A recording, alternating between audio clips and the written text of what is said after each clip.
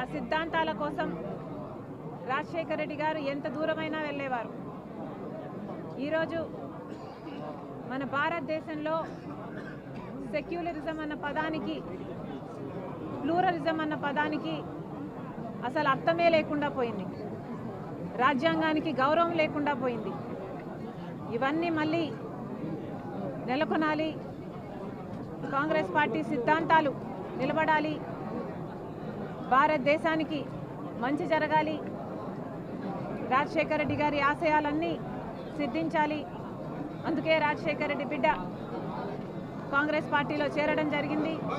ఆ సిద్ధాంతాల కోసం ఆఖరి వరకు నిలబడతానని రాజశేఖర రెడ్డి గారి కోరుకున్నట్టుగా రాహుల్ గాంధీ గారిని ప్రధానమంత్రిని చేసేంత వరకు నా పోరాటమే కాదు, ఇక్కడ ఏ ఒక్కరి పోరాటం కూడా ఆగదని మరొకసారి ఈ సందర్భంగా మీ అందరికీ